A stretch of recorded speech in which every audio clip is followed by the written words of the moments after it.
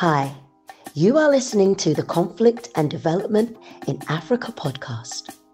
This podcast is for policymakers, governments, researchers, students, businesses, and anyone that is interested in conflict and development issues in Africa. On this podcast, we hear from experts from across Africa and the world. Your host, Dr. Nwankpa, will ask the questions you would want answers to. Nwankpa has an extensive experience spanning over a decade studying, researching, writing, and consulting on conflict and development issues in Africa.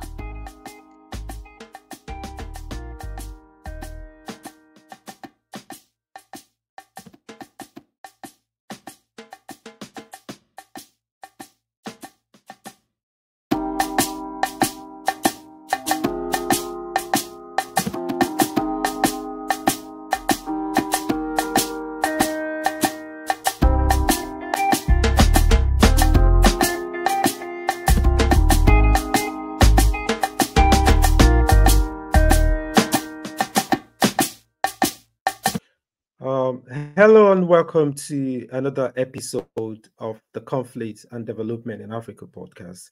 I am your host, Dr. Nwankpa.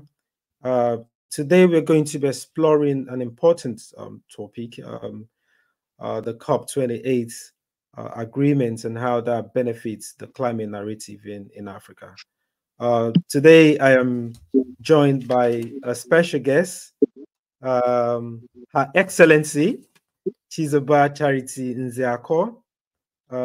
Charity Chizoba is an award-winning climate change champion. She's an innovator. She's a researcher, advocate, and an entrepreneur. She's a future leader in the field of climate and clean energy. Chizoba has received several awards, including the African SDG Achievers Award in 2023 that was awarded by the African SDG Summit for her role in climate actions. She's a member of Nuclear for Climate. She's Forbes BLK, as well as the Queen's Commonwealth Youth Trust Network. Chizoba is currently the founder and CEO of Zobo and Climate Chain Technology. Chizoba, you have quite an interesting and impressive resume there. We're so lucky and happy to have you on board today. Thank you very much. I appreciate it. I'm very happy to be on this call today with you. That's great. That's great. So I'll just go. I've seen some of your lovely pictures during the COP28 conference in Dubai. Let me start off by asking you your personal experience in this just concluded summit or conference, and what you observe. How what is your personal experience? Let's start from there. Oh, I would say I did have a good time as an observer because I went to actually observe the energy conversations as a climate and clean energy professional. But then again, of course, I did witness other innovative technologies that was on display and other activities too that was taking place there. So it was really an enriching experience, and as well as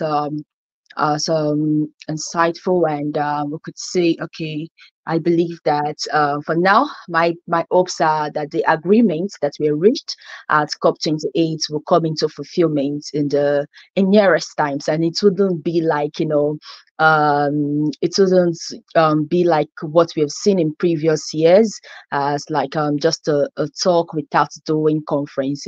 So we need action this time. We need real climate actions and not just climate talks. So it was a great experience in all. Great. We were talking about actions and not just talks. That's amazing. This just concluded conference was the first global stock take, which I think is in line with what you're talking about, more actions and less talk.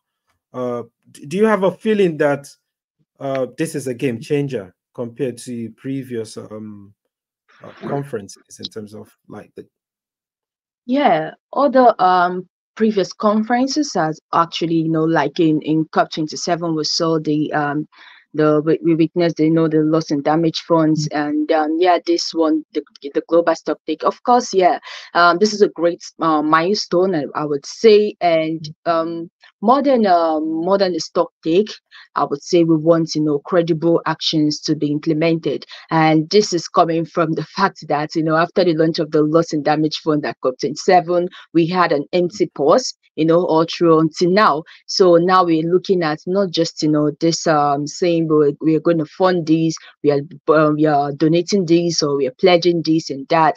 We're looking at, this financial pledges that have been made are being implemented. One, because we're looking at, when you talk about climate change crisis, it's something that affects our economy, it's something that affects us socially, it affects our lives, our properties, like our everyday activities. So we don't have that time. We do not have that time to start waiting for a lot of processes. We need implementation and ASAP, like we need it right now. So yeah, yeah, we did see credible milestones. We did see, credible pledges, and I was very, like I said, I was very impressed by the innovative technology so far that I saw there. And most especially, I'm also very happy about startups and youths that are doing incredible things, and leading leading the climate change actions. Yeah. Amazing. Let's bring it to home. So, like you rightly mentioned, it's climate change is a global problem. It's one that affects everyone everywhere. But we must also bring it home and say, situate it within Africa. Look at the African peculiar experiences, our peculiar experience. So prior to the COP28, a few months before then, we had the inaugural African Climate Summit that was held in Kenya, and there were certain specific call to actions, commitments, and then setting demands, as it relates to Africans' peculiar experiences of climate change. So with this COP28, do you see some sort of alignment? How does it align with those goals that were expressed in the African summit? Do you see any response to some of the issues that were raised during the African Climate Summit? The COP28 agreement offered like significant benefits, to the climate narrative in Africa, and also looked at toward fostering international collaboration, securing funding for climate-related projects and addressing regional specific challenges such as drought. On international collaboration, that COP28 encouraged stronger cooperation among African nations and the global community. So we did, there was talk about shared knowledge, technology transfer, and joint efforts that can amplify the impact of, climate initiative addressing collective challenges. On financial support, we are hopeful that the agreements will unlock, financial resources for Africa, and that it will aid in the implementation of climate projects, and up with increased funding that will support renewable energy infrastructure. Because even at the African Climate Week, a lot of talks were around renewable energy infrastructure investments, and also there was talks on sustainable agriculture. So yes, we're hoping that the funds that were released, we address this and also help with resilience building measures that is crucial for adapting to climate change. And yeah, on economic opportunities, that we saw that climate action can stimulate green growth and job creation. That even at the Zoba Advisory where I work, that almost every day we share opportunities as regards to that's related to climate change. It could be scholarship, it could be grant opportunities, it could be capacity building opportunities. So investments in clean energy and sustainable practices would help us drive economic development in Africa, and contributing to poverty alleviation and fostering long-term stability. So there was actually discussions that is related to economic opportunities, communities, and I'm looking forward to that. And yeah, there was also we looked at customized solutions. Customized solutions, where I talk about customized solutions, is that solutions that are region specific, that address region specific challenges in Africa, acknowledging the diverse and climate and vulnerabilities across the continent, because what Europe is facing is not what Africa is facing. So there was talks around customized solutions that could be tailored, solutions that can address issues such as water scarcity, desertification, and we looked at discussions, emphasized on solutions that could address these things, because we don't want to be talking about we don't want to be looking just at icebergs melting, because in most places in Africa, there are no snowfalls, so it would be it would really solve anything for us. So we that robust strategies that could help with robust adaptation strategies that could help develop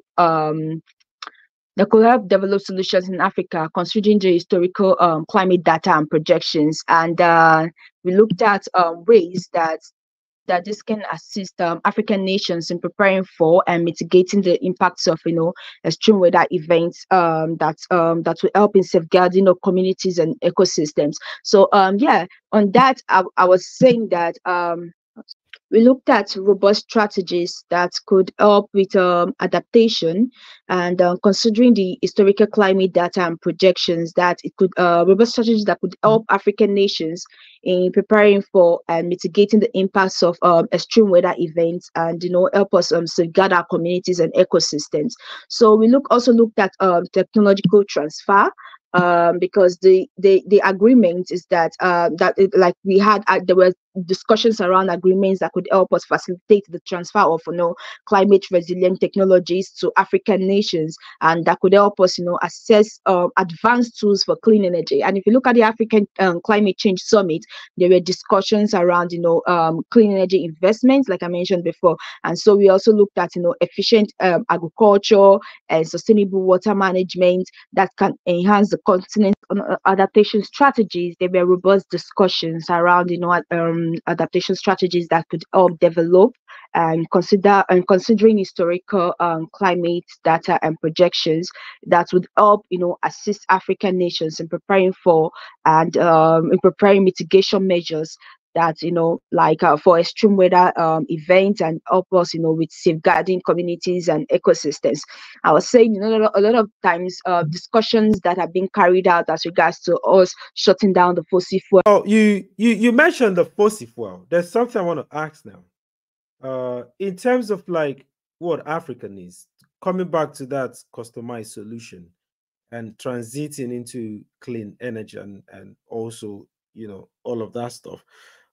It's popularly known that Africa has contributed very little to global warming, yet Africa seems to be bearing that burden and all of that. And also looking at the energy poverty in Africa and all of that. How is that being factored into all of this clean energy transitions?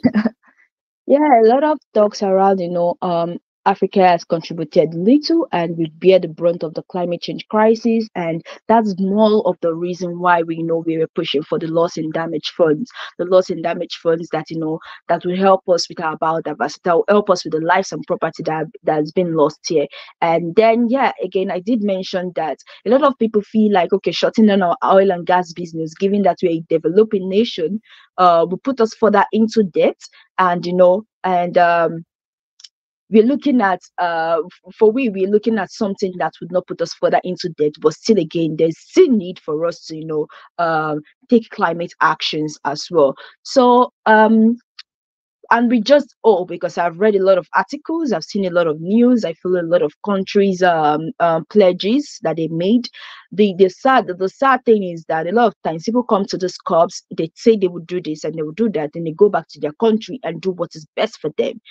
Funny enough, I was watching one of the presidents who said, oh, I'm going to do this, I'm going to do that because this is what is best for my country. We are not going to do this even if it is the right steps to take towards climate action. So you can imagine sort of things. So what do you expect from the African nation, to do if you say you're going to do this and that, and then somebody who is from a developing nation, you want them to be the first to take actions. But notwithstanding, we are doing a lot. I am very, very proud of Africa, especially African youth. I can tell you that we are doing a whole lot when it comes to taking actions, carrying out. You see a lot of African youth organizations. You see a lot of organizations in Africa that are taking actions, from community development projects to plastic recycling, to creating innovative technologies for the clean energy sector. We are actually doing it a lot. So I just feel like as much as is being demanded from us, we expect that efforts to also be seen out there from international developed countries. We expect to see such efforts too. So on investments that are being that you said that are being done at COP, investments that are being that were being pledged at COP, we hope that majority of this financial investment, is going to help aid the African community, is going to help aid our region with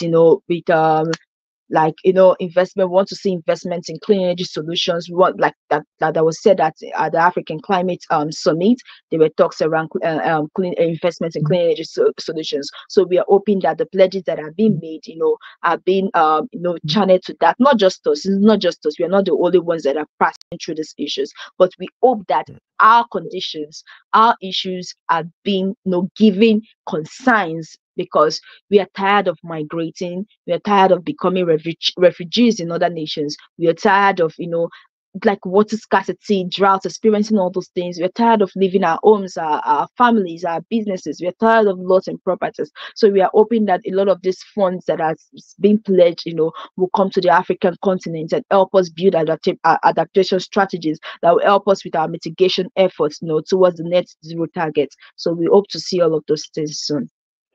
I'm quite impressed or happy to hear how you link that into what I call the global kind of disparity or global inequality, and see how that also is related to conflicts, related to migration patterns, and all of that. Now, if I bring that to the funding, now there's a question of, in the post-colonial era, there's this question of AIDS, and they should do this. There's the pledges. How much of that is, and I'm happy again. I'll come back to the youth, driving and at the forefront, at the front foot of this campaign.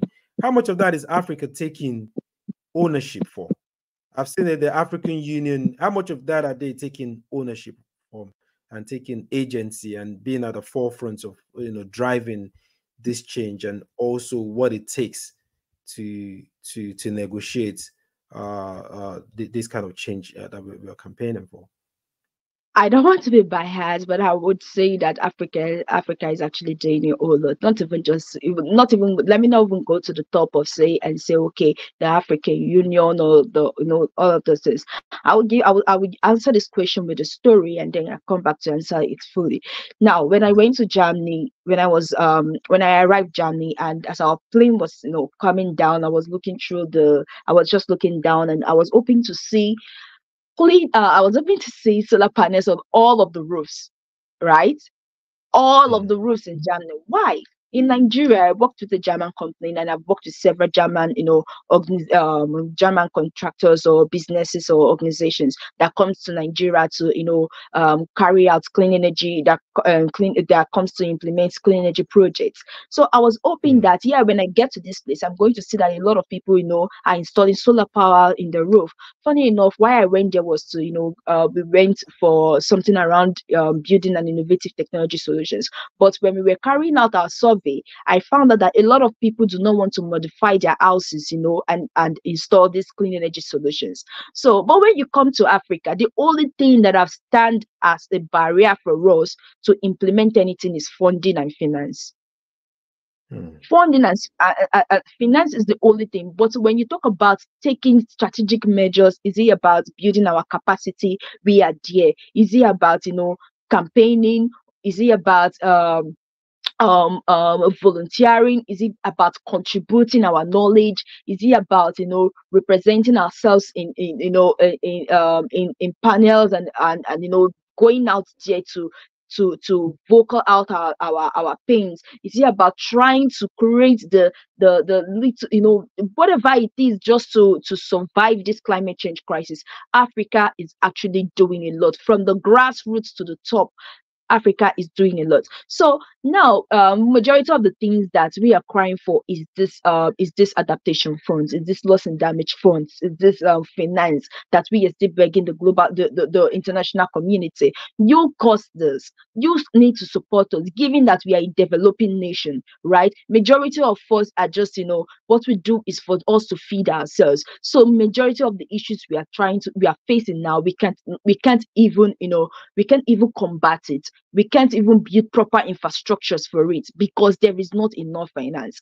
But climate change, when you talk about climate change crisis, yes, the majority of us are doing a lot, like in the African nation. I don't want to mention African youth again, but I tell you, they're doing actually a lot. So if you want to talk about we as a nation, we as a community, if we are actually taking steps, if we are taking if we're moving towards, combating climate change crisis, the answer is yes, we are doing something around that.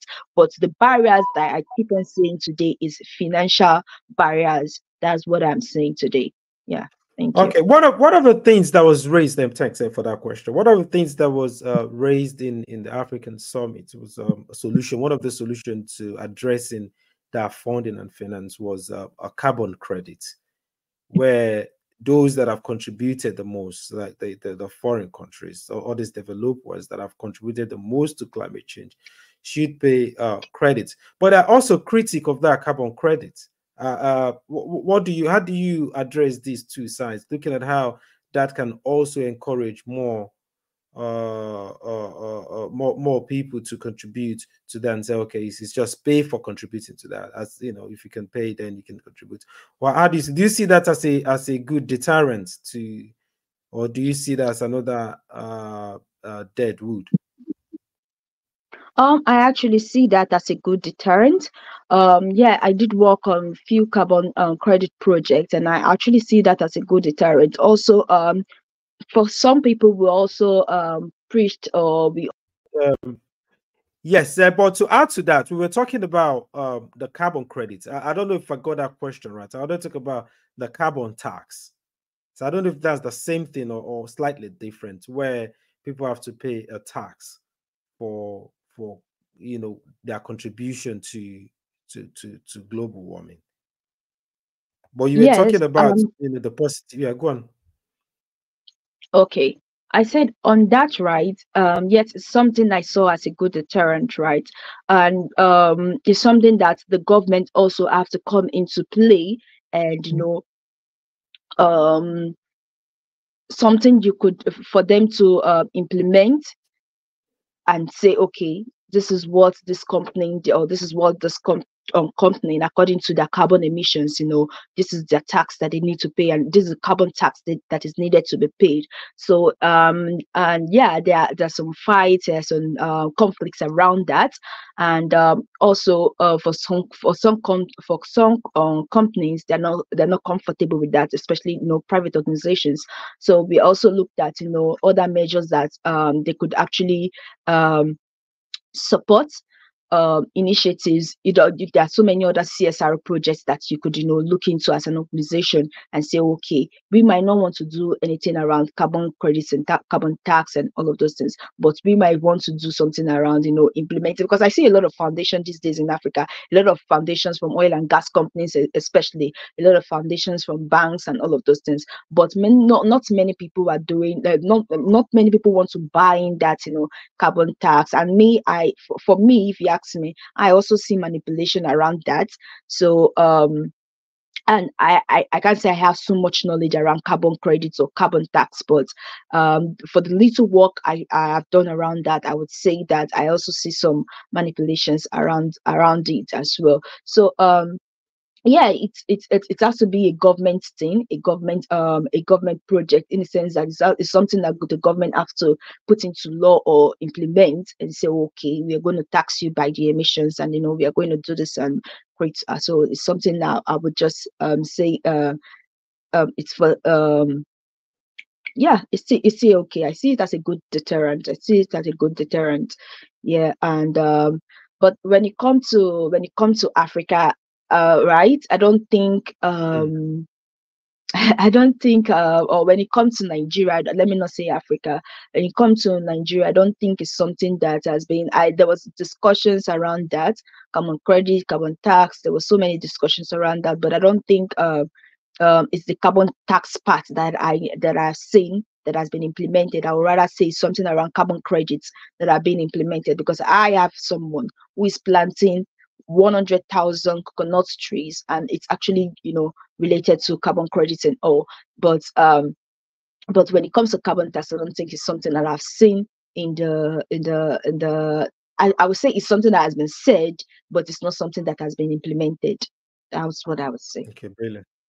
Brilliant. Before I come to the last question, so let me ask you, at your company, as the CEO of Chizoba and Climate Change Technology, what is the scope of what you guys are doing and contributing to the solutions to climate Okay. change?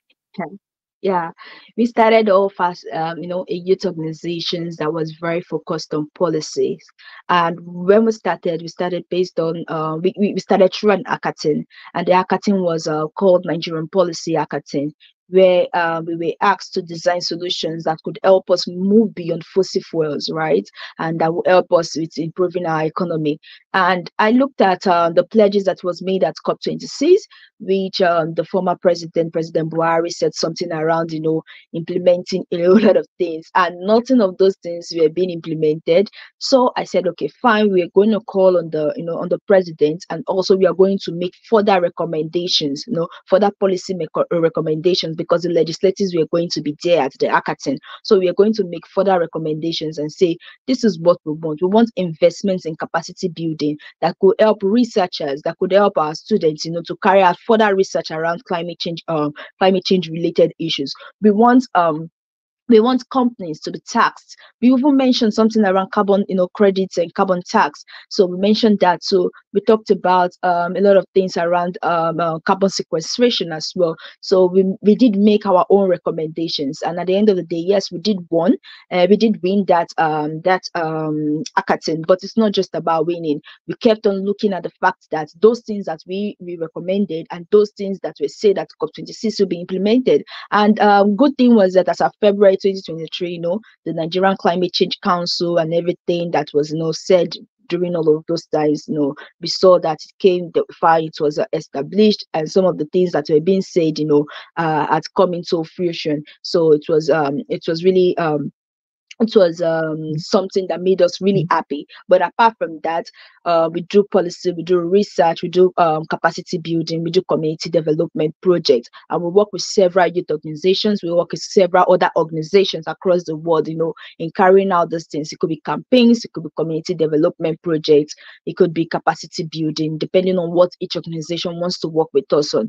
This January, we are carrying out an educational campaign in Port Harcourt of Nigeria, and by COP29, we're looking to launch a book that is focused on a poem, like a storybook, anyways, that is focused on, collecting the different African regional stories as regards to climate change crisis, like what they have experienced.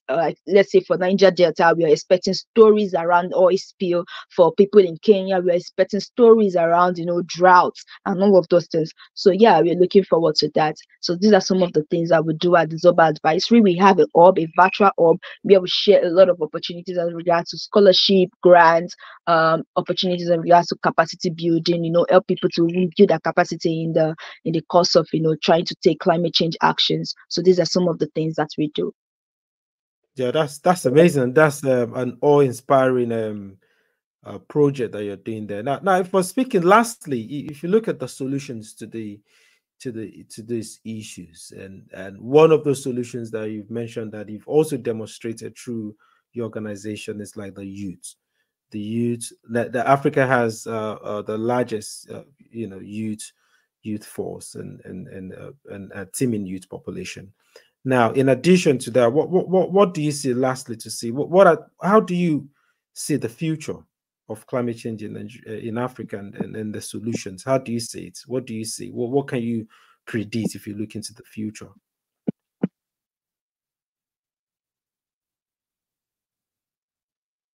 I can't predict the future. I can only try. I can't predict the future. But then again, in Africa, we have youths of exceptional visions and skills and experience who have a role to play, in developing our country by designing and implementing, projects that have positive impact in our society. So yeah, in Africa, I've seen them that they are putting in their efforts, right? Because I have a youth hub. Every day you see different diverse solutions, impressive solutions. So I know very soon. I see that our youths are looking to deepen their knowledge on democracy, on human rights, on health benefits, on good governance, on economic empowerment across with their skills and knowledge, and also they are looking to every day you see one youth organization springing forth, advocating for climate justice. So I'm looking at like I know our youths are so. I'm looking further that our youth will continue involve themselves in decision making, and also we have been trained to run away from politics because we feel like politics are everything around politics is about you kill and die and all of those things. But but now I'm impressed that I'm seeing our youth are more involved, in policies, governance, and they're involved in, civil societies. They're sharing their solutions. They're exploring how they can be part of, a lot of revolutions. It could be clean energy revolution, agricultural sustainability, and all of that. So I'm seeing in Africa where I'm seeing our youth as the future of our society, and we just need to renew and refresh and upgrade, the existing current status of of our society. And I'm looking that we continue to contribute our idea to resolve social issues, that we continue to we look at becoming capable leaders, and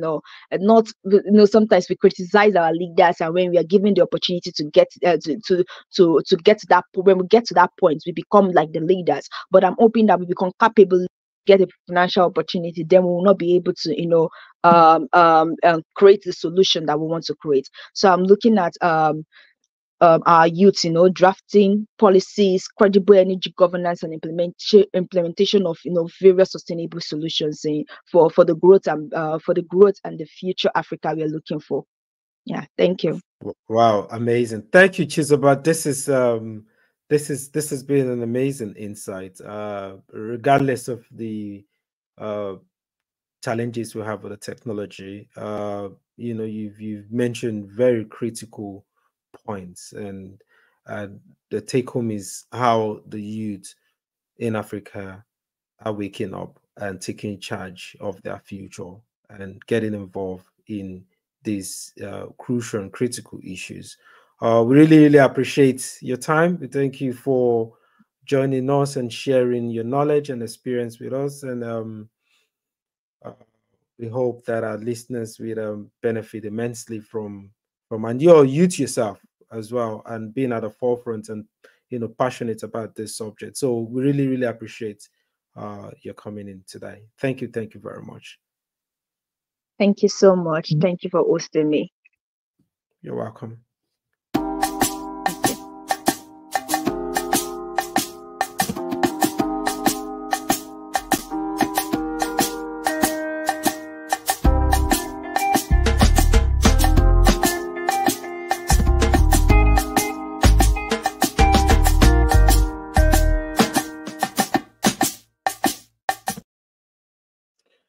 Thank you very much for tuning in and listening to a wonderful episode. And we thank Chizoba and Nzeakor for joining me today to talk about an important global issue, and one that also affects Africa in a very, very specific way, and to hear all of those credible and impressive solutions that the youth in Africa are driving. So we're very grateful to have Chizoba with us. Thank you. Stay tuned for our next episode. Bless.